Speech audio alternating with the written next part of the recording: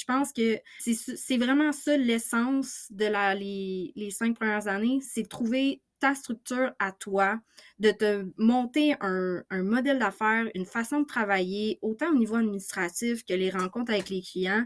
En tout cas, moi, c'est ça que j'en retiens de mes 5 premières années. Oui, les erreurs, tout ça, mais c'est vraiment qui toi, c'est quoi qui t'allume, c'est quoi ta structure, ça, puis c'est dur, là, puis c'est essai-erreur, puis au début, tu vas faire les choses d'une manière, puis là, tu vas changer. Fait que je pense qu'une grosse partie, c'est d'être patient, puis d'être conscient que ça va être essai-erreur, ça va être évolutif.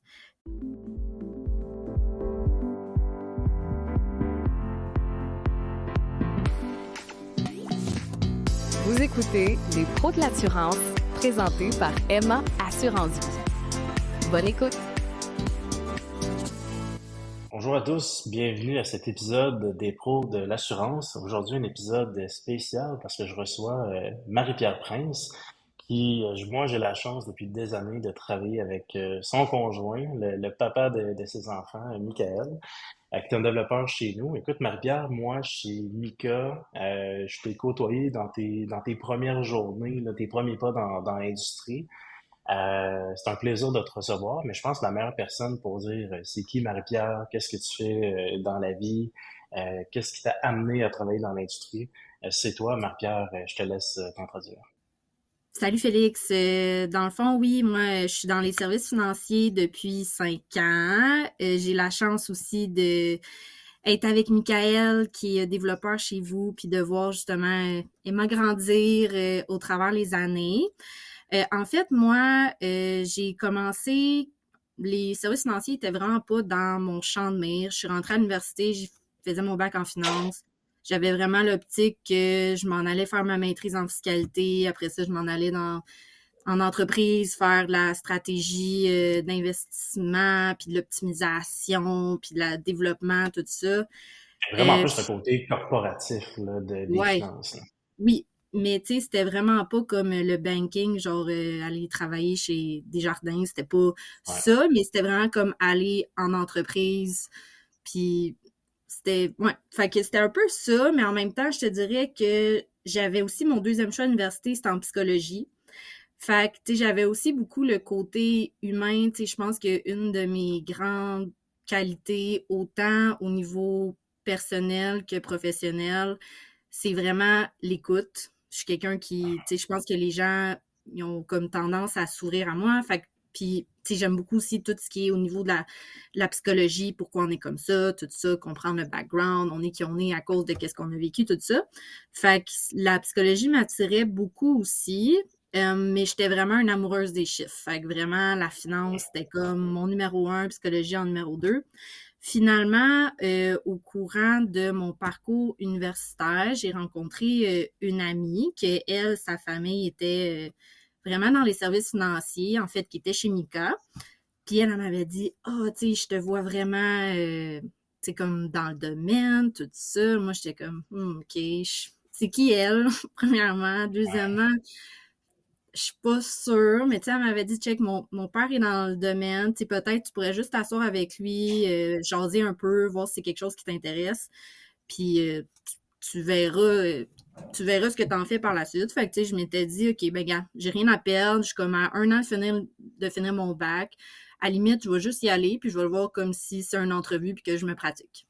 Fait que c'est ça que j'ai Mhm. fait. Finalement, en m'assoyant avec lui, je suis restée dans son bureau comme une bonne heure. Et quand je suis sortie de là, mon parcours avait complètement changé. Le lendemain, je m'étais inscrite pour faire mes permis en assurance, en investissement, en marché dispensé. Fait que ça a vraiment été comme un point tournant, je dirais, dans ma carrière. C'est sûr que je pense que ce qui m'a vraiment attirée du service financier, des services financiers indépendants, euh, oui, fait que dans le fond, moi, il n'y avait pas vraiment personne dans ma famille qui était en service financier. Fait que pour être honnête, j'avais comme aucune idée vraiment c'était quoi. Tu sais, moi, dans ma tête, c'était juste t'es assis dans une banque, puis tu veux ouvrir un compte chèque, puis tu veux t'ouvrir une carte de crédit, puis c'était comme pas mal ça. Puis, tu sais, en parlant avec, en fait, avec Gino, qui est le président de Mika et le père d'Anne-Rebecca, ben, tu sais, je me suis comme rendu compte que, OK, il y avait vraiment comme un gros côté humain derrière le service financier que, tu sais, moi, dans ma vision à moi, qui était, tu sais, que dans les banques, des fois, tu peux moins développer cette relation-là avec les clients parce que, tu sais, il y a comme tellement un gros volume de clients, un gros volume de conseillers que tu choisis pas ton client, le client te choisit pas, tu es comme juste attitré. Fait que pour moi, ce côté-là que, OK, tu développes une relation, tu développes un sentiment de confiance, puis en plus, tu parles des chiffres, tu aides les gens dans quelque chose que je crois qu'au Québec est très tabou, l'argent. Fait que les gens, je trouve que il y a beaucoup de gens qui ont des éducations financières, vraiment, mais il y a vraiment beaucoup de gens aussi qui en ont pas. Fait que pour moi, c'était quelque chose de ah, ben garde, je peux faire une différence, je peux aider les gens, puis en plus, moi, au niveau personnel, ben je peux m'accomplir dans me valoriser avec les relations que je bâtis puis l'aide que je peux apporter. Fait Ah, que 100%. vraiment, c'est vraiment ça qui a été un point tournant. C'est sûr que, tu sais, en cours de route, je me suis un peu posé la question, est-ce que j'aurais dû y aller en fiscalité, là, comme je m'étais réinscrite à la maîtrise, tu sais, parce que les premières années, c'est tough. C'est Ah, vraiment vraiment. tough, là. Là, je suis comme, je viens de franchir mon 5 ans d'expérience, puis je suis vraiment contente que ces 5 années-là soient derrière moi, honnêtement. Il n'y a pas Je grand pense, monde qui sont pas contents de franchir le 5 ans, on ouais, dirait. je pense que les 5 premières années, là, sont tough, mais sont vraiment nécessaires. Tu sais, Mhm. je pense que la première année, tu sais, ben, les premières années, pour ma part, en tout cas, je vais parler pour moi, j'avais vraiment le sentiment d'imposteur, là. Comme, t'arrives devant un client, là, puis là, il faut que tu fasses comme si tu sais tout, puis que, tu sais, oui, là, tu peux dire au client, hey, ça, je suis pas sûre, gars, je check ça, je te reviens. C'est la meilleure manière de faire quand tu sais pas quelque chose. Mais t'es quand même, tu te sens vraiment genre, OK, cette personne-là se fie à moi pour quelque chose qui est vraiment important de sa vie. Puis moi, je suis qui, moi, pour l'aider? Tu sais, quand là, tu te compares à tous les conseillers, on s'entend que la moyenne des conseillers financiers d'âge est assez élevée. Là. Je pense que de plus en plus, elle diminue la moyenne. En tout cas, je trouve que de plus en plus dans les événements, dans les rencontres, les get-together, il y a vraiment de plus en plus de jeunes. Mais recule le 5 ans, en tout cas, dans le MGA où moi j'étais, on était peut-être une table ou deux de jeunes max. 100%. 100%. Fait que, Mais tu écoute, sais, c'est drôle que tu dis ça, tu sais, Mika, le MIJA dans lequel, tu sais, les deux on mhm, est, là, techniquement, c'est de loin le MIJA qui a le plus de jeunes. Le ouais. réseau indépendant qui a le plus de jeunes. Et ça, c'est sûr que cette perception-là de jeunesse, on la sent plus, mais la moyenne dans l'industrie, la dernière donnée que moi j'avais vue, c'était 58 ans, la Aïe, moyenne aïe, d'âge. aïe. Fait que tu sais, cette perception-là de dire, moi, je me sens imposteur parce que je suis du haut de mes 23, 24 ans. Je Ouais. conseille quelqu'un que j'ai techniquement besoin comme client parce que sinon, je suis pas capable de gagner ma vie. Fait qu'il faut que je le convainque. Mais tu peux pas convaincre en disant, hey, moi, j'ai jamais eu ça, 200 000 à gérer. Non, non, non, C'est non. dur de Ah convaincre ouais. quelqu'un de dire, je vais le gérer ton 200 000, ce qui t'a pris 20 ans à accumuler. De moi là, j'ai jamais fait ça, je vais faire un bel job. Tu sais, ça peut pas Mais être ça ton pitch. Fait que là, il faut que tu non, avec des produits, de la connaissance, puis là, mais c'est là que le sentiment d'imposteur au début, il se développe parce que tu t'en vas faire des choses que tu n'as jamais faites pour toi-même, que tu n'as jamais faites pour d'autres. Puis là, tu t'en vas le faire pour les premières fois en disant que tu connais ça. Tu connais la théorie, mais tu l'as jamais vraiment expérimenté. Fait que c'est impensable de penser que tu n'as pas de sentiment d'imposteur. Sinon, t'es pas loin d'être un psychopathe. Ça, c'est ouais, quasiment définitivement. impossible. Quasiment impossible. Définitivement. Puis c'est quelque chose que j'ai quand même compris assez rapidement. Tu sais, je suis pas quelqu'un dans l'âme je suis pas bonne en vente, OK? Je suis vraiment pas, c'est pas mon plus grand atout, la vente. Par contre, mon atout, comme je l'ai dit au début, c'est que c'est mon écoute, c'est mon côté humain. Fait que c'est sûr que je me suis rendu compte rapidement, OK, je peux pas juste être humain puis être 100% comme transparente. Tu sais, j'ai pas le choix de montrer une certaine confiance, même si je l'ai pas, puis que je suis à Mhm. la recherche de cette confiance-là, puis que je veux la bâtir avec le temps. En début, t'as pas le choix parce que c'est comme ça que tu vas montrer aux gens que tu as une crédibilité. Fait que de là vient Euh, le sentiment d'imposteur. Absolument. Fait que, tu sais, c'est quelque chose c'est ça, que j'ai dû rapidement mettre en application. Puis, tu sais, je pense aussi que la confiance vient beaucoup avec l'expérience, dans le sens que t'as pas le choix de faire tes dents. Puis, pour faire tes dents, t'as besoin de clients. C'est vraiment Pas le choix. la base. Puis, tu sais, Puis tu dans n'as mon pas le choix cas, d'apprendre, tu sais, puis dans l'apprentissage, ben, tu vas faire des erreurs. Puis il oui, faut que tu vives ces erreurs-là. Des fois, tu vas perdre des clients. Des fois, tu réussiras pas à, justement, à closer ta vente. Il y a un client à un moment donné qui sera pas content parce que tu as fait une erreur, puis ça a eu un impact. Puis là, il faut que tu essaies de te ouais, récupérer. Puis tout ça fait partie de l'apprentissage normal. Tu espères tout le temps que quand tu fais des erreurs, soit le plus réparable possible. ouais, C'est là que vraiment. je trouve que avoir un bon jugement et un bon esprit critique, puis tu sais, d'où l'importance de l'éducation, là, parce que c'est ça que ça te Ouais, permet de développer. Là. Tu sais, toi, tu avais un parcours universitaire. Fait que, tu sais, à l'université, souvent les gens ils vont penser que comme ah, c'est juste un papier, c'est un diplôme. ouais. Ça peut être ça, mais si tu peux le voir aussi comme ça m'a appris à être autonome dans mon apprentissage, à Oui, développer mon esprit critique. Puis ça développe ton jugement. Fait que quand tu vas arriver dans une situation où tu vas regarder d'avoir du discernement, de faire la différence entre ça, c'est quelque chose que je connais pas. Je suis pas 100% confiante de ce que je vais faire. Là, j'ai deux options qui s'offrent à moi. Une suite à l'analyse, si je fais une erreur, est-ce que c'est réparable facilement et rapidement? Ou si je fais une erreur là-dedans, c'est peut-être irréparable, puis là, je vais causer du dommage. Quand tu es dans le cas de réparable facilement, tu peux juste aller chercher un petit conseil rapido, ou tu peux mhm, t'essayer au meilleur de tes connaissances, puis à la limite, c'est pas grave, tu sais, tu vas faire la réparation, puis tout va être réglé. Si c'est irréparable ou ça va causer un grand dommage pour le client, c'est là qu'il fait comme, hey, time out, super de bon élément, laisse-moi faire quelques vérifications, je te ouais, reviens. Mais ça, vraiment. si ça t'aide à gérer puis développer cette confiance-là en cours de route, d'avoir cet esprit de discernement-là, moi, c'est ça tout souvent que j'ai trouvé qui était déplorable dans l'industrie à une certaine époque. On dirait que c'était comme tellement facile d'y entrer Ouais. qu'il y avait des gens qui rentraient là, puis il n'y avait pas nécessairement eu le temps de développer cet esprit de discernement-là, où il n'y avait pas eu la bonne formation adéquate. Tu sais, on les nommera pas, mais il y a des réseaux un peu, ils ressemblent des fois à des pyramides, où tu ne sais pas trop à quoi ça ressemble, Mhm. mais on dirait que c'est vraiment facile d'entrer, d'aller dans l'industrie. Puis souvent, c'est comme, en tant que conseiller, tu rencontres ces clients-là comme en étant leur deuxième, troisième conseiller. Tu vois les choses qui étaient faites dans le passé, tu fais comme, oh, OK, Ouais. on a un petit peu de ménage à faire, puis on va travailler ça. Ça se répare, mais ça va prendre un certain temps. Mais si l'industrie, un peu comme toi, ben, les gens auraient prendre un petit peu plus de temps, se poser les bonnes questions, se fait dans des réseaux indépendants comme celui de Mika qui, tu sais, chez Mhm. Mika, là, tu peux pas commencer à rencontrer des clients si t'as pas passé à travers la batterie de formation qu'ils Non. donnent pour être capable de donner un client. T'es super bien accompagné, mais c'est pas le cas de tous les réseaux. Fait que tu t'étais aussi dans la bonne place, dans la bonne école, pour comme développer cette confiance-là rapidement, puis te sentir accompagné. Là, chez Mika, là, tu te fais un appel, il y a tout le temps quelqu'un qui va être là pour t'écouter et t'aider. Là.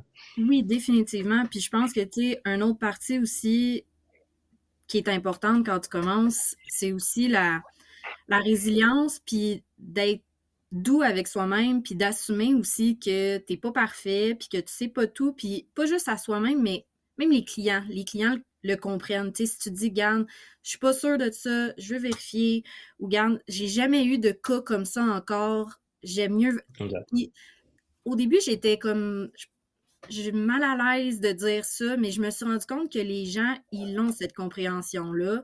Puis ils sont souvent aussi, tu sais, les gens qui vont décider d'aller avec toi, ou je sais pas si tu achètes une clientèle, tu sais, c'est sûr que tu as toujours des gens qui vont partir pour X, Y raison, mais les gens qui décident de rester avec toi sont conscients que t'es jeune, puis que t'es pas un senior qui a 60 ans, qui a vu plein de cas, ils sont avec toi parce que justement, t'es jeune, t'as une vision nouvelle, que tu vas être là pour un certain temps. Fait que les gens, ils sont compréhensifs du fait que il va arriver des bugs, puis le jour où que ça arrive, je pense que de les assumer, ça fait vraiment une très grosse différence. Puis au contraire, je pense pas que ça peut nuire à la relation, mais je pense que ça peut juste l'améliorer parce qu'après ça, la personne va voir que tu fais tout en ton pouvoir pour l'arranger, puis garde, hey, j'ai fait un fuck, j'ai mis trop de.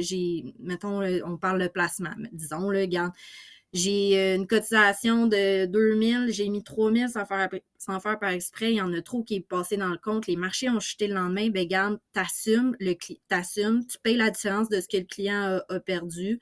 Puis le client, il sera pas fâché. Il va juste, OK, garde, cette personne-là, elle a fait une erreur. C'est des choses qui arrivent. Puis elle a fait ce qu'il fallait pour le réparer. Puis au bout de la ligne, la personne, c'est juste ça qu'elle va voir. C'est pas de l'erreur qu'elle va se souvenir. En tout cas, puis Exact. tu sais, je dis ça c'est une situation qui m'est littéralement arrivée dans ma première année. Puis à ce jour, ce client-là est encore avec moi. Puis il y a 5 fois plus d'argent dans le compte qu'il y en avait à ce moment-là. Mhm. Fait que tu Puis je suis sais, convaincu que quand c'est arrivé, puis j'ai expliqué, mettons, ce qui est arrivé, puis après ça, tu y arrives déjà avec la solution, il devait te dire non, non, mais regarde, c'est pas grave, ouais, t'apprends. Tu sais, il devait 100%. quasiment te Ben oui, rassurer. Parce que tu sais, on s'entend comment tu bâtis une relation de confiance. Puis en étant humain. Puis en étant humain, ben, c'est de te montrer vulnérable, oui, c'est de dire la vérité, c'est définitivement. d'assumer tes erreurs. Puis à travers chacun de ces jalons-là qu'il va franchir, ben, la relation se bâtit, la confiance est là. On est, ben, t'atteins des niveaux qui sont merveilleux, là. T'atteins des niveaux où que tu reçois des témoignages, tu reçois des Ouais. références. Il t'arrive avec une situation extraordinaire. Il a vendu une entreprise, il a vendu sa maison. Vous allez Oui. là, finalement, là, j'ai un vrai montant comme plus important à placer. Puis j'avais aussi un autre conseiller à la banque, mais je décide de tout transférer avec toi. Mhm. En tant que conseiller, quand tu commences à vivre ces expériences-là, hey, là, ça fait chaud au cœur, là. Puis je trouve que dans tout ton parcours, tu sais, tu dis que t'es moins habile en vente, c'était moins naturel Mhm. chez toi de le faire, Ouais. mais tu dis que la psychologie, le côté humain, Ouais. l'écoute, c'était quelque chose qui était ultra développé chez toi, tu avais un fort Mhm. intérêt vers ça, ben c'est bien plus important que savoir vendre ça. Oui, ben tu sais, je pense que ça va vendre, tu sais, c'est bon à court terme, mais si tu veux une relation à long terme, c'est pas nécessairement l'élément le plus important. Je pense que c'est comme Mhm. plus justement le côté humain. Puis tu sais, je dis ça, mais il y a des clients pour qui ils veulent pas le côté humain, puis que c'est très Ouais. transactionnel, puis c'est vraiment correct comme ça aussi. Mais dans certains, il y a beaucoup de clients que ce qu'ils recherchent, oui, c'est le côté humain. Puis tu sais, je Regarde, là, pense, t'es rendu à tes 5 ans, puis là, tu oui. commences à être, je pense, au moment où tu choisis tes clients, tranquillement, pas Oui, vite. oui, oui, oui, Fait que, tu sais, définitivement. tu décides, les clients que si toi, tu veux une clientèle, parce que tu as de la relation plus humaine, puis des liens longs forts à long terme, Oui, ben, tu acceptes ces clients-là. Ceux qui sont plus transactionnels, tu peux les garder encore à court terme, mais à un moment mhm, donné, ils vont tu sais, le poids de ces clients-là, parmi toute la clientèle que tu ouais, t'es bâti, puis tu as une belle relation avec eux, est-ce que tu vas encore les accepter? Tu sais, moi, je me rappelle quand je l'ai franchi, le fameux 4-5 ans, il y a des clients, pas que je disais non, j'avais une entente avec un autre conseiller que j'indiquais ces clients-là en disant, mhm, écoute, moi, ce genre de clients-là, c'est pas que je les veux pas, j'ai juste plus nécessairement le temps, puis le absolument. focus, puis l'énergie à consacrer dans eux, mais je Mhm, pense que tu serais une bonne conseillère, un bon conseiller pour ce client-là. Il cherche à faire X, Y, Z, puis je le référais à un autre professionnel qui était bien plus intéressé à aider ce client-là. À un moment donné, tu atteins ces étapes-là dans ta carrière, mais autour de 5 ans, c'est là que ça commence à être la fun. oui, Tu as oui, l'impression de commencer à faire des choix. Tandis qu'avant, je trouve que tu subis pas mal tout, là. oui, vraiment. Puis tu sais, t'as comme pas le choix de dire oui à tout, puis te débrouiller avec ce que t'as littéralement. Puis tu sais, ce qui arrive aussi, c'est que t'as vraiment au début pas toutes les réponses. Fait que on dirait, tu sais, c'est beaucoup constamment aller chercher les réponses, chercher, chercher, chercher. Puis c'est ça à un moment donné qui vient dur, je pense aussi sur la confiance, parce que c'est comme crime quand est-ce que je vais me sentir, tu sais, que tu sais, je gère, puis que je suis vraiment, vraiment, vraiment bon dans ce que je fais. Tu sais, te rendre là, ça prend du temps, puis ce qui arrive, c'est que ça prend des erreurs aussi pour te rendre là. Parce que si tu fais pas d'erreur, t'apprends pas. Puis, tu sais, je pense aussi que quand je dis erreur, tu sais, je parle autant au niveau transactionnel que le genre de client que tu acceptes, que tu dis, ben, regarde, peut-être que ce client-là, je le savais dès le départ que le fit, gars, il était plus ou moins là. Tu sais, ça aussi, ça fait partie des erreurs. Puis à un moment donné, tu le sais avec qui ça marche moins. Puis comme tu dis, quand tu arrives à 5e année ou avant ou après, peu importe, à un moment donné, tu te rends au point où ce que tu peux les choisir. Puis je pense que c'est tout en l'intérêt autant du client que de toi, de choisir la personne avec qui tu travailles. Puis je pense que c'est ça aussi qui différencie vraiment beaucoup le courtage indépendant que tout ce qui est bancaire, c'est que tu peux choisir. Vraiment. Parce que c'est vrai que t'as un bon point, tu sais, dans le bancaire, de ce qui rentre dans succursale. Mhm. Ça va être ça ta job. Après ça, ben, dépendamment des promotions que tu vas atteindre, puis les niveaux d'actifs que tu peux gérer, ben là, t'as le choix d'accepter ou pas la promotion. Tu sais, c'est un peu ça les choix qui vont s'offrir à toi.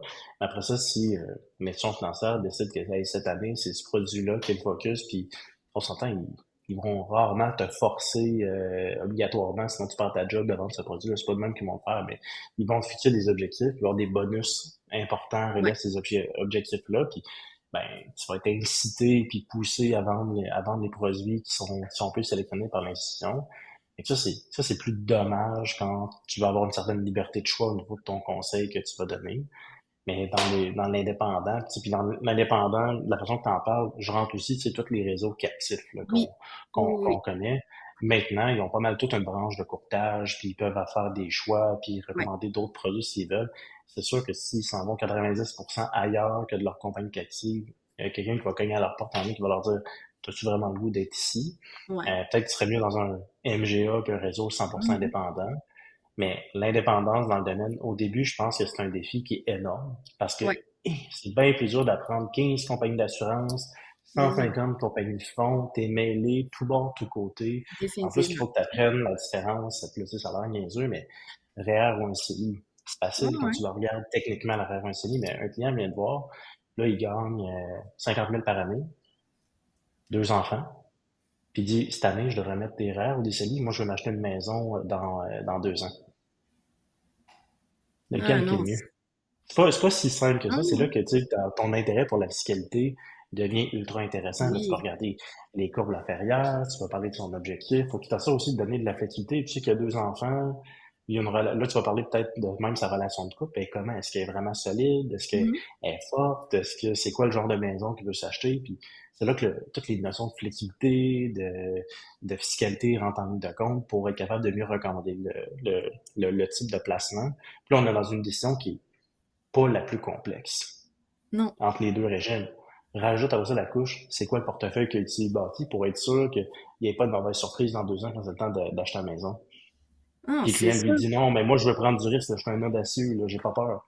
Je comprends que t'as pas peur, mais Ouais. il n'y a pas à avoir peur et être niaiseux, tu sais. Mais comment tu y fais pour y faire comprendre sans dire de même? Ça, c'est un autre Ah défi aussi, il non. faut que tu apprennes dans le domaine. Là. Dans mon cas à moi, tu sais, j'ai commencé en 2018, ouais, fin 2018, début 2019. Fait que ça n'a pas été long que j'ai commencé, puis 2020 est arrivé. Fait que disons Mhm. que, tu sais, je pense que pour tous les conseillers qui ont commencé dans ces années-là, on a comme été exposés assez rapidement à gérer des situations où ce que les marchés plantent ou que là, les gens, Ouais. ils sont têtes, ils ont plus d'argent pour payer leur prime d'assurance, puis comment tu t'arranges avec ça, qu'est-ce que tu dis, puis c'est là que tu te rends compte que ce que tu as conseillé initialement, c'est pas ça disparaît puis ça part dans la brume, là. Il y a des conséquences à ça après. Puis je pense que ça fait aussi, tu sais, pour ma part, je suis contente de l'avoir vécu en début de carrière, un marché qui plante comme ça, puis une situation économique comme ça, parce que je me rends compte que si j'avais commencé, en mettons, 2012, 2013, puis tout ça, puis ça n'aurait pas été avant vraiment Mhm. 2020 que ça aurait planté, ah, si t'es rendu à presque 10 ans d'expérience, tout va bien, tu sais ce que tu fais, puis là, ah, tout plante, tout le monde capote, tout le monde t'appelle, je veux annuler ma couverture d'assurance, je veux annuler mes prélèvements dans mon compte CELI. Comment, tu sais, c'est comme ta confiance fait pouette, pouette, pouette un peu, là. Fait que, Ouais, tu t'as sais, l'impression que c'est l'apocalypse qui arrive, là, ouais, ouais, effectivement. ouais. Puis, tu sais, même, on s'entend que si on se parle de personne à personne, tout le monde était un peu inquiet, que tu sois conseiller financier ou non, avec ce qui se Mhm. passe. Fait que c'est pas Ah, ben, parce que tu es conseiller financier que, ah, t'es pas stressé de ce qui va arriver, puis tout ça. Fait que comment tu fais pour rassurer les gens? Quand même, toi, tu étais comme un petit, où c'est qu'on s'en va? Fait qu'en tout c'est cas, ça, bref. souvent que les clients, des fois, puis les conseillers, des fois, on parle pas, c'est que nous-mêmes, on a nos propres investissements, on a nos Ben propres oui, objectifs financiers, puis on est affecté par toute l'économie en même temps. C'est sûr qu'on a plus de connaissances pour être capable de se rassurer oui, soi-même, oui. mais souvent, moi, je l'ai vu. Au début, j'étais peut-être trop confiant, arrogant, puis je me comme le meilleur conseiller au monde, c'est moi. Puis je Ouais, suis la meilleure personne pour me conseiller moi-même. Je me ouais. connais. t'es la pire personne. T'es Ouais. ultra émotif avec tes décisions, Ben t'es oui. rempli de tous tes propres billets personnels. Et puis, il y a personne qui a pas de billets personnels. Mais quand t'as quelqu'un externe qui est juste neutre par rapport à ta situation, il va juste t'aider à y voir plus clair. Fait que, tu sais, Ouais. même moi, mes affaires, je les gère même pas moi-même. J'ai des gens qui m'aident à les gérer parce Ouais. que je suis la pire personne pour me conseiller. Mais les pires mots financiers qui m'est arrivé dans ma vie, je suis maître à 100% de cette décision-là. Capoté pareil, là. Ouais, cordonnier mal chaussé. Mhm. Mais c'est ça, mais tu sais, c'est aussi la preuve que, tu sais, comme tu l'as bien dit, les finances, c'est géré par nos émotions. Fait que t'as beau avoir X, Y, toutes les connaissances du monde, ça reste que la chose que t'as pas le contrôle dessus, c'est tes émotions. Puis c'est la même chose pour les investisseurs, pour les gens avec leur couverture d'assurance vie, tu sais, c'est géré par ça. Fait que, tu sais, moi, je le vois vraiment comme en étant conseillère financière, ben, garde, j'aide les gens dans ça, j'aide les gens à gérer leurs émotions. Puis, tu sais, c'est encore une fois, c'est vraiment ça qui m'a attiré vers les services financiers parce que reste qu'au bout de la ligne, là, tu fais quoi? Tu fais 70% de psychologie, peut-être 30%. En tout cas, je parle pour moi dans ma pratique, mais je fais beaucoup plus de psychologie que je parle de chiffres. 100%. 100%. Ouais. 100%. Parce que les gens, c'est que, tu sais, on s'entend, autant que tu vas parler de psychologie positive pour les aider à se fixer des Mhm. objectifs, à les atteindre, se structurer leur vie en général. Parce que c'est pas juste structurer tes finances, là, c'est tout Non. structurer ta vie, l'ensemble de tes choix. Si tu décides d'avoir un chien ou pas de Ouais. chien, ça va impacter Mhm. l'atteinte de tes objectifs financiers. Vraiment. Là, fait que là, c'est d'aider le client à le guider dans tout ça, parce que peut-être que c'est un amoureux des chiens puis il veut absolument en avoir un. Faut juste qu'il comprenne dans quoi il s'embarque. Fait que là, on parle d'une décision on dirait, je veux pas dire peu importante, mais que ce sera pas une décision qu'on pense qu'il y a naturellement un lien avec les finances. Mais moi, je l'ai vu dans plein de cas. Des jeunes couples qui ont un chien qui coûte trop cher puis qui n'ont pas de Ouais. capacité d'épargne parce que le chien est malade, t'as au Ouais. vétérinaire, la bouffe est chère, on veut faire des voyages, on veut le faire garder. Tu sais, ça devient comme compliqué rapidement à cause du chien pour l'atteindre leurs objectifs financiers. Ensuite, tu rajoutes les autos, la maison, la gestion des enfants, les garderies au Québec, c'est un cartel. Tu sais, Ouais.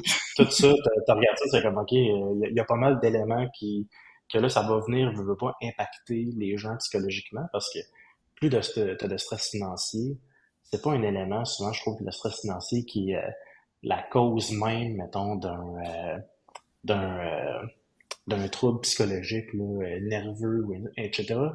C'est souvent pas la cause même, mais c'est possiblement le plus gros amplificateur. Ouais. Si Oui, t'as oui. quelque chose qui t'arrive dans ta vie, une séparation, un moment difficile, puis là, t'as des problèmes financiers, on dirait que c'est 1000 fois pire. Oui. Mais si t'arrive quelque chose dans ta vie, mais que les problèmes financiers, t'en as pas. T'as des liquidités, t'as une structure, t'es solide, t'es tellement mieux équipé pour être Ouais. capable de passer à travers ce moment-là en gardant la tête froide le plus possible, avoir un beau réseau de soutien autour de toi, parce que t'es outillé pour être capable de le faire. Mais si t'as un stress financier, on dirait que tu vois juste plus rien. Tu sais, t'es Non. complètement masqué, tu vois juste tes problèmes. Fait que je trouve que c'est là l'impact qu'on a comme conseiller aussi, c'est dans les moments difficiles, c'est pas juste financièrement. C'est émotivement Mhm. comment tu vas te sentir. Je vais t'aider à avoir les bases solides pour que l'argent ne soit pas un stress. Tu vas Pour juste te vrai, concentrer à guérir puis aller bien. je suis 100% d'accord avec ce que tu dis. Puis pour ma part, tu sais, tantôt on disait que, tu sais, ce que j'aime de la psychologie, c'est OK, tu es de telle manière à cause de qu'est-ce que tu as vécu. Ben moi, quand j'étais plus jeune, mes parents, ils se chicanaient énormément pour l'argent. Éventuellement, ils se sont séparés. Bon, il y avait d'autres problèmes.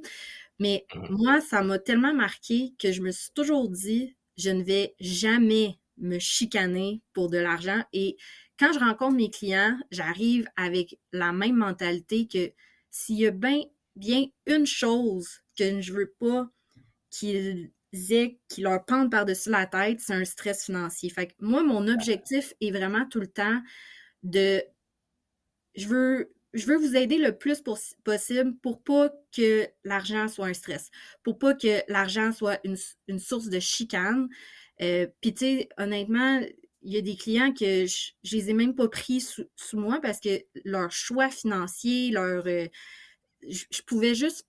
Tu sais, il y a des clients que tu peux aider, puis il y a des clients que tu Mhm. peux moins aider. Puis je Ouais. pense que j'aime beaucoup plus mettre mon énergie dans des clients que je sens que je peux aider et qui veulent aussi se faire aider. Puis tu sais, Mhm. Parce que je pense que c'est là que ta plus-value en tant que conseiller financier ressort le plus possible. Tu le dis bien, dans la volonté. C'est pas dans les Oui. moyens financiers. Non, Tu sais, non, définitivement. j'ai un client, là, moi, à un moment donné, c'était marquant, là. Un professionnel de la santé, surqualifié, là, vraiment, Mhm. comme un expert d'une affaire ultra précise, gagnait 100 000 par année, cette personne-là. Incapable de gérer. 3 faillites Ouais, personnelles. À chaque fois qu'il arrivait une situation, quelqu'un autour de cette personne-là qui avait un problème financier, un problème qui arrivait dans sa vie, son seul moyen qu'il avait pour essayer de l'aider, c'était d'acheter des choses à paiement. Fait qu'il achetait un ouais. char, payait une maison, payait l'appart. Fait qu'à un moment donné, cette Mhm. personne-là était loadée de paiement. Puis Ouais, là, à un moment donné, je le regardais, j'étais comme, ben, tu sais, là, la fameuse phrase qu'ils disent dans l'avion, là, si jamais il y a quoi que ce soit, tu mets ton masque en premier, puis après ça, ouais, tu vas aller aider les autres. ouais. C'est un peu ça qui arrive dans tes finances. Mhm. Fait que, est-ce qu'en ce moment, tu as la volonté de t'occuper de tes finances à toi pour être capable de mieux aider les autres? Vraiment. Cette personne-là me dit, je suis pas capable de faire ça. Moi, je suis vraiment limité à partir de maintenant dans les options que j'ai pour toi. Parce que j'ai beau te faire le meilleur Ouais. plan, si au prochain, à la prochain coup de téléphone que tu reçois de quelqu'un qui a besoin d'argent, parce que là, il s'est développé un pattern à travers les années, de comme quand je l'appelle, il me fait un virement de 2000, il me paye mon char. Ben, si tu flanches, je t'en Mhm. rien. Non, définitivement. Et puis cette personne-là, à partir de ce moment-là, ben, on n'a juste pas travaillé ensemble. Je pouvais juste pas l'aider. Fait que moi, ce que j'ai fait, c'est que je l'ai référé à aller chercher de l'aide, plus au niveau psychologique, d'aller chercher un réseau de soutien dans le réseau pour pas juste cette personne-là spécifiquement, mais tous les gens en détresse qui étaient autour d'elle. Je dis, je pense que la meilleure chose que je peux faire, c'est de te dire, va chercher de l'aide.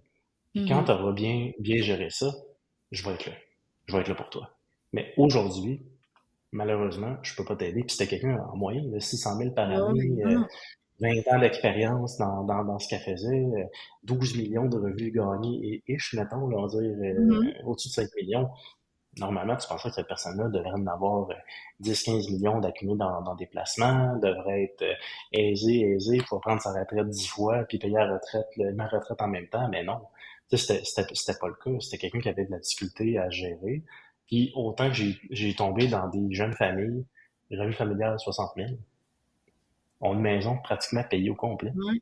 mettre de l'épargne, puis à chaque fois qu'il arrivait un pépin financier, un trouble dans la maison, c'est quoi, comment, dans le fond, do more with less. Ça, c'est une des valeurs en Ouais. plus qu'on a chez Emma.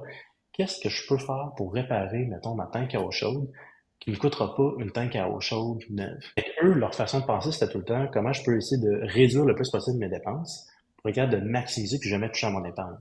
Fait Ouais. que quand vient le temps de faire des plans financiers, j'avais rien que ça des options. J'avais plein de choix que je pouvais leur faire, plein de stratégies.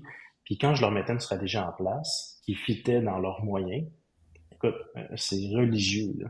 Ils Ouais. suivaient la stratégie.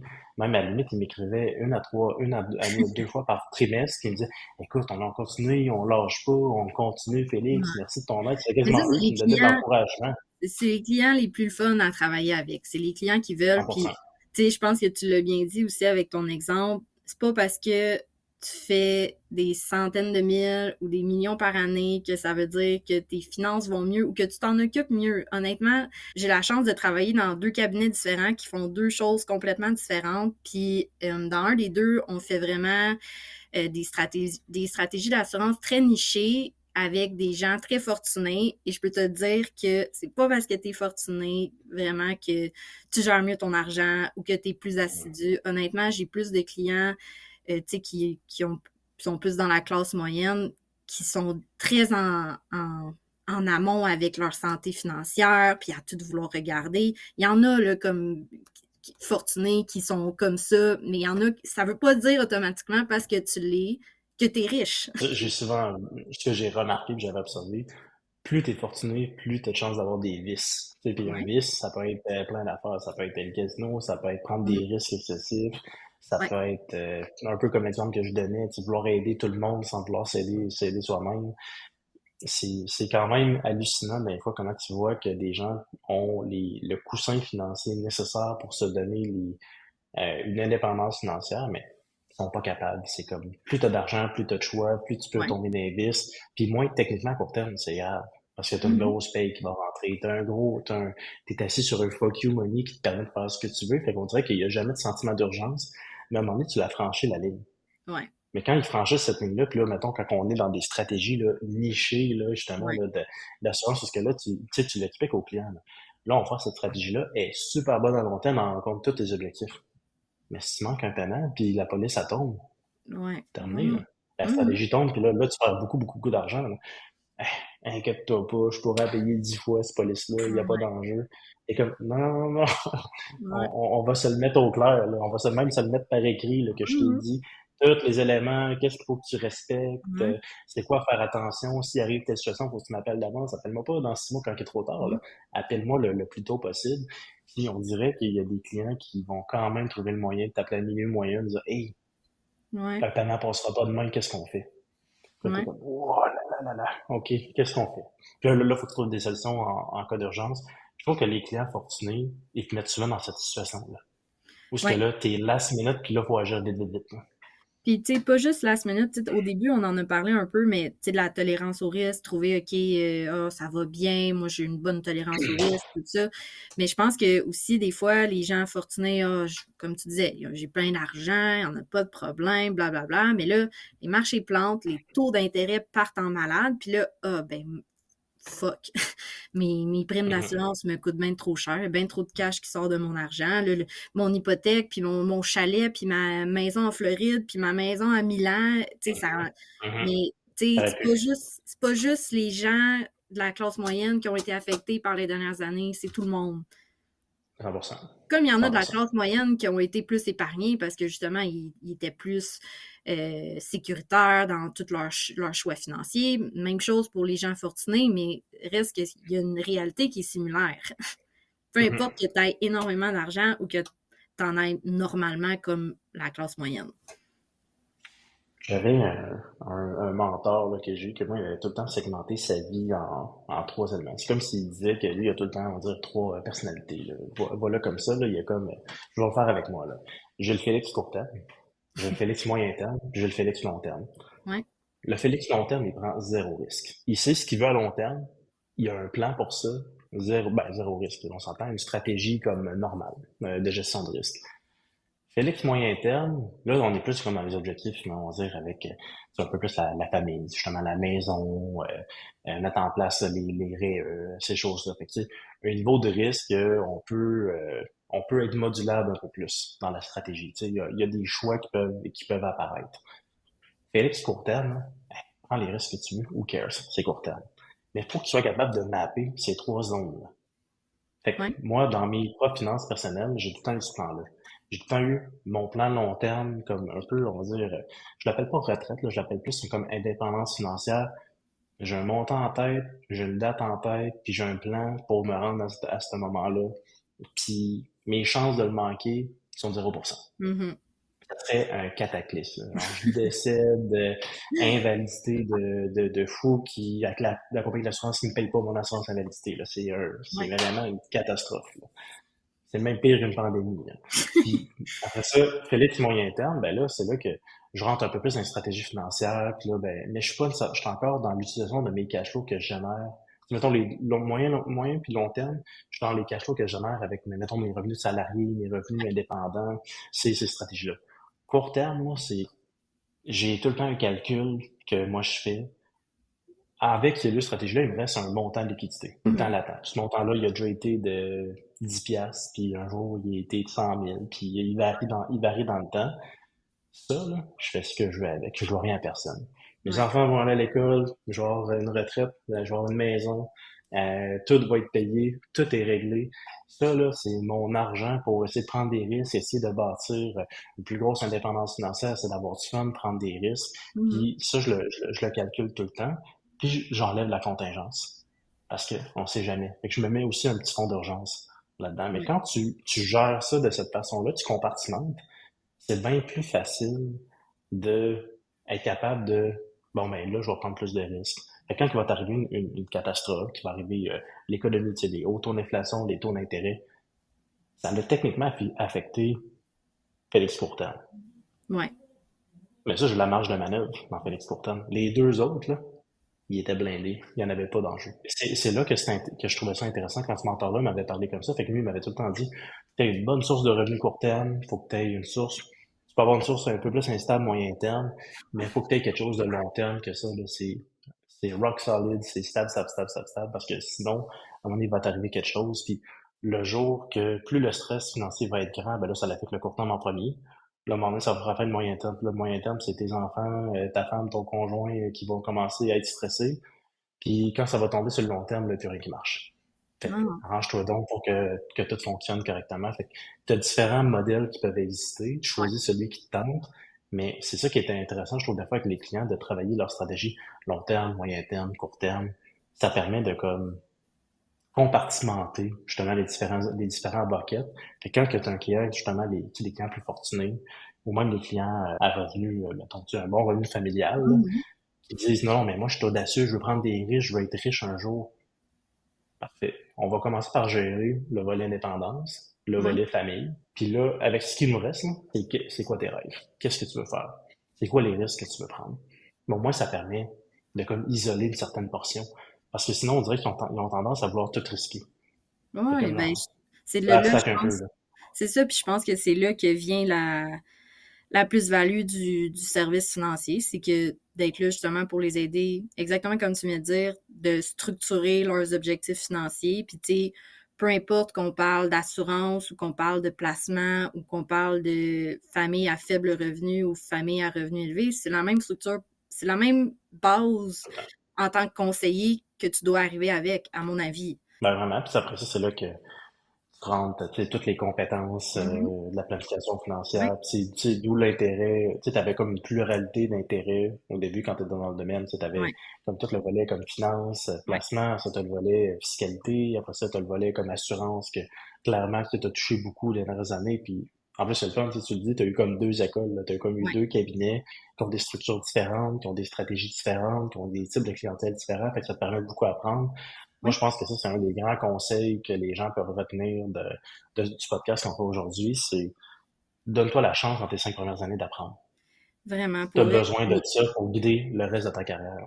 Vraiment, puis tu sais, je pense aussi que une grosse partie dans les 5 premières années, c'est aussi de trouver, OK, c'est quoi, moi, mon modèle d'affaires? Tu sais, comme là, on vient de donner un exemple d'arriver avec cette structure-là, puis d'aider les gens à structurer, mais c'est pas tout le monde qui travaille de cette manière-là, puis c'est pas tout le monde, tu sais, je pense que c'est vraiment ça l'essence de les 5 premières années, c'est de trouver ta structure à toi, de te monter un modèle d'affaires, une façon de travailler, autant au niveau administratif que les rencontres avec les clients.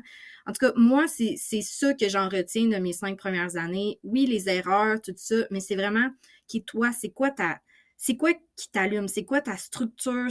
Ça, puis c'est dur, là, puis c'est essai-erreur, puis au début, tu vas faire les choses d'une manière, puis là, tu vas changer. Fait que je pense que une grosse partie, c'est d'être patient, puis d'être conscient que ça va être essai-erreur, ça va être évolutif.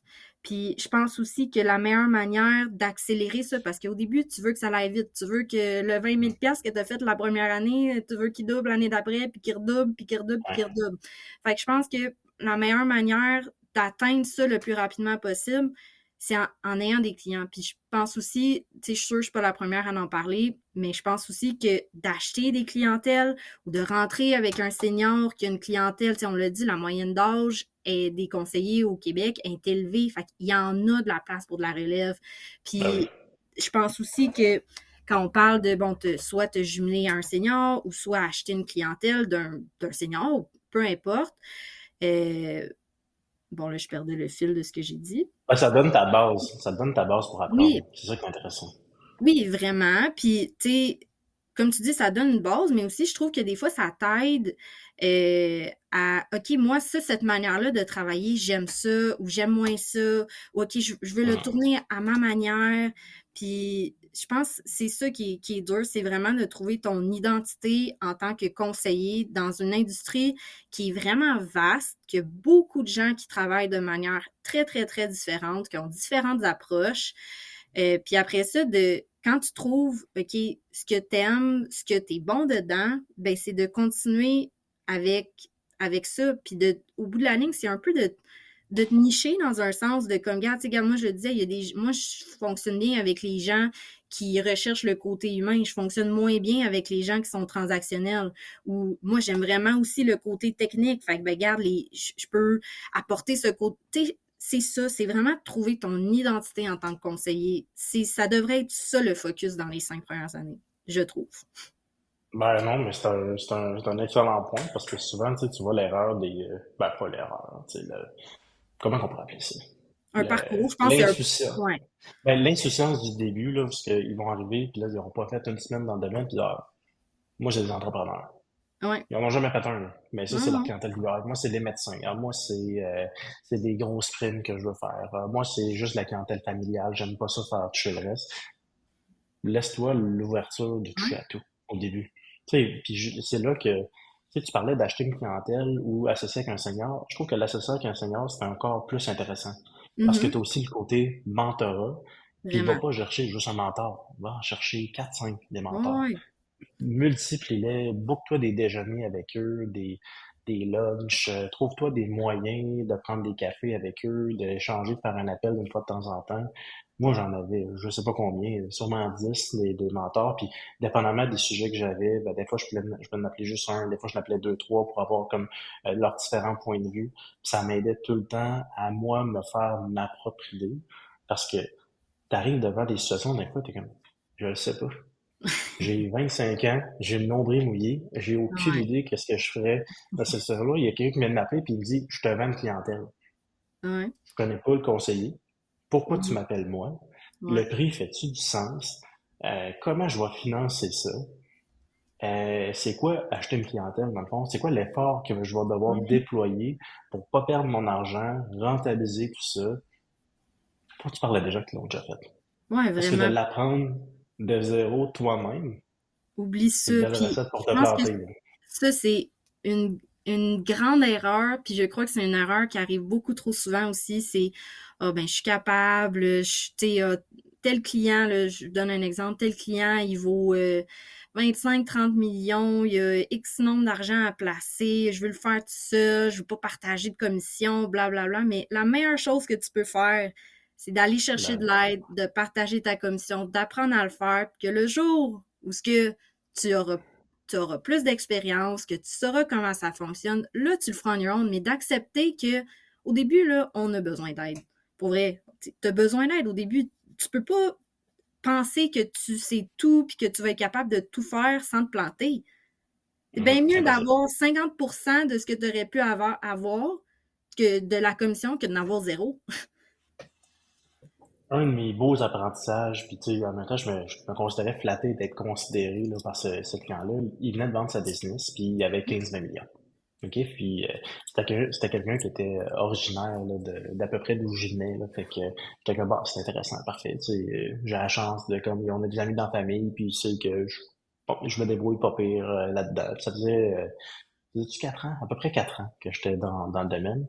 Fait que là, je me déplace le rencontrer, puis là, je rentre dans le shop. Le shop, là. Là, je monte dans le bureau, puis là, je fais comme, OK, tu sais, j'étais moins habitué là, à Québec et à Montréal de vivre ça.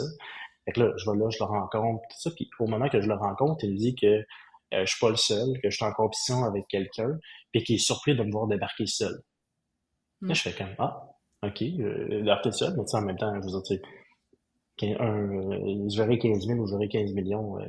on va faire le même job, là, tu sais, profil d'investisseur, un plan, puis une stratégie par ça. Oui, c'est sûr qu'il y a plein de stratégies plus complexes, mais tu sais, les différents niveaux de complexité, sans dire que je les maîtrisais, mais je comprenais les connaissances. Pour ça, j'avais un réseau avec justement le MGA, puis tout mon réseau de mentorat pour être capable d'aller m'aider à traiter le dossier. Moi, je venais faire un peu comme la collecte de données, puis bâtir le premier lien. Mais lui, il est vraiment surpris de me voir débarquer tout seul, puis il arrête pas de me dire ça tout le temps. Et là, à un moment donné, je fais comme, je suis surpris. Mettons, l'autre compagnie ou l'autre personne, il dit, ah, c'est pas une personne, c'est RBC. Puis c'est du monde de Toronto. Puis la semaine passée, ils sont venus, il était 7. Mm. Oh, OK. Fait en termes de crédibilité, là, j'ai une équipe de Toronto qui ont booké un avion. Ils ont débarqué là. Il était 7. Avocat, fiscaliste, pro en Ouais, placement, pro en dette, pro en investment banking. Écoute, toute l'équipe. Puis moi, je débarque là tout toute seul, seule. pas équipé pantoute, pas Ouais. capable de gérer ça. Je suis convaincu, là, j'aurais parlé à un senior, puis j'aurais dit, écoute, un gros dossier, c'est mon plus gros avis. Toi, tu as sûrement déjà fait ces dossiers-là, puis chez nous, en plus, on a plein de des conseils qui ont fait des genres des dossiers comme ça. comment que je devrais me préparer. Il m'aurait dit, pose-y ces 5, 10 questions-là avant de te déplacer là-bas, juste pour mieux comprendre le contexte. Es-tu tout seul dans le dossier? Contre qui va être? Est-ce qu'il les a déjà rencontrés? Qu'est-ce qu'il a aimé ou pas de ces rencontres-là? Puis, qui m'écoute-toi en conséquence pour te présenter là. Mettons, j'aurais posé ces questions-là, que j'aurais vu qu'ils sont déplacés 7, qu'il y a toute une grosse équipe. Mhm. Ben, j'aurais peut-être pensé à appeler un fiscaliste, peut-être que je Ouais. m'aurais présenté là seul pareil, mais au début dans ma présentation, je m'aurais présenté moi, puis j'aurais présenté toute l'équipe. Qui Donc, t'ont. là, moi, je me suis présenté avec un pad de notes. Tu sais, j'étais pas prêt pas à Non, tout. non. Puis, sans surprise, je l'ai perdu, ce client-là. Je l'ai jamais réussi à l'avoir. C'est pas Ouais. surprenant. Non, mais tu sais, je pense que, mettons, si l'objectif d'un conseiller, c'est d'aller justement chercher des gros clients, tu sais, oui, OK, c'est le fun, là, on voit qu'est-ce que ça pourrait être, puis qu'est-ce que ça pourrait me ramener, puis tout ça, mais les clients, là, surtout quand c'est des grosses transactions de même, là, ils ont besoin de se sentir entourés, ils ont besoin de Ben oui. sentir que tu sais de quoi tu parles, puis si t'as pas une réponse, qu'il y a quelqu'un à côté de toi qui le sait, puis pour travailler beaucoup de dossiers avec des gens fortunés, c'est vraiment un point tournant, c'est de sentir que c'est la confiance, puis de sentir qu'il y a du monde en arrière qui te back, puis honnêtement, si c'est ça l'objectif, entoure-toi, amène du monde avec toi, comme je pense que tu l'as bien dit, puis dans tes débuts, tu l'as compris assez vite. Mais je pense Mhm. vraiment que la clé pour aller chercher des dossiers comme ça, peu importe que tu aies 1 an ou 5 ans, tu sais, je pense que c'est d'être équipé puis d'avoir les gens autour de toi parce que les gens, ils vont, les personnes, parce que les personnes qui ont de l'argent comme ça, là, ils veulent se sentir en confiance. Ils veulent sentir que, ils veulent mettre ça entre tes mains, là, puis plus y penser après ça. Fait que, est-ce que mettre ça dans les mains d'une personne, pour eux, ah, c'est rassurant, je vais arrêter d'y penser? Non. Ah non, jamais. Puis surtout pas quelqu'un qui. C'est malheureux, mais ça va être cette réalité-là va toujours exister. Là. On fait partie de générations différentes. Lui, est en Mhm. fin de carrière dans son entreprise, début de carrière.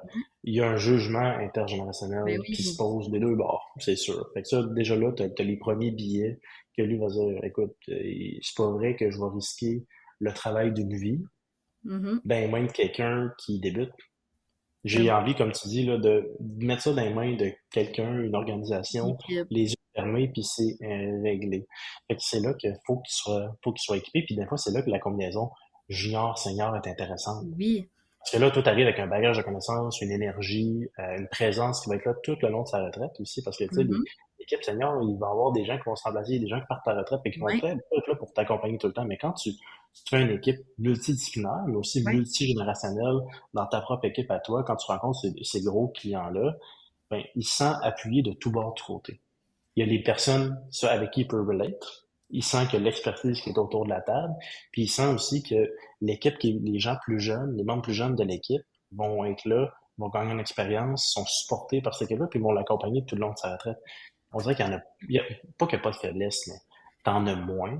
Puis dans ce genre de gros dossiers-là, c'est pas celui qui pitch le mieux souvent qui gagne. Non. C'est celui qu'on dirait qu'il y a moins de risques, avec qui tu vas aller, celui Oui. qu'on dirait qu'il y a le moins de faiblesse.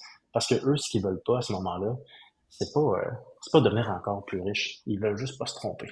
C'est ça, exactement. Puis tu sais, je pense que tu l'as bien dit aussi, mais je pense que c'est autant à l'avantage d'un conseiller junior que d'un conseiller senior d'être en équipe ensemble. Mhm. Seulement.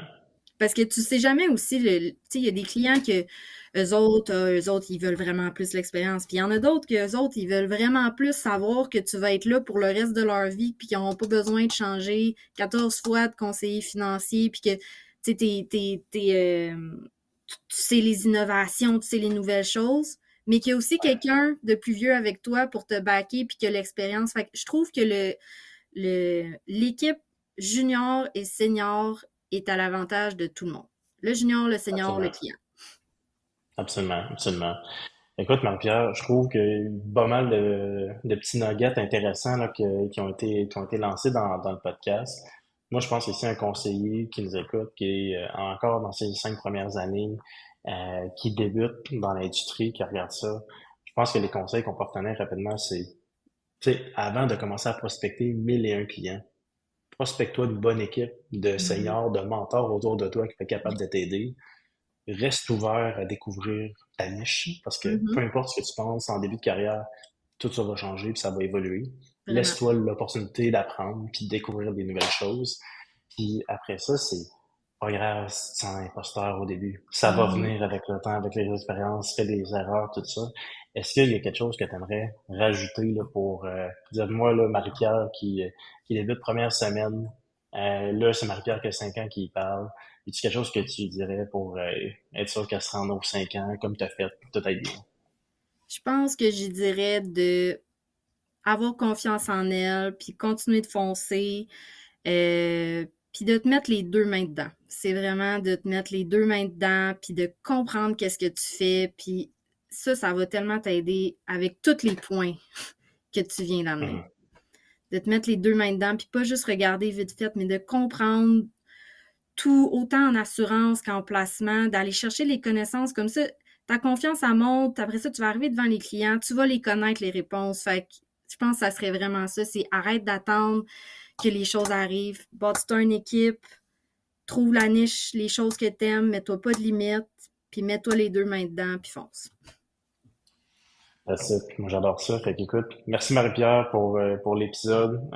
Si les gens ont des questions par rapport à cet épisode-là, n'hésitez pas à nous écrire au Pro d'assurance. Marie-Pierre, si t'es rejoignable, puis il y a des gens qui Absolument. veulent te parler aussi, ils peuvent te trouver sur LinkedIn, puis différents réseaux. Fait qu'écoute, merci d'avoir été avec nous aujourd'hui, là. C'était un super de bel épisode. Bien, merci à toi.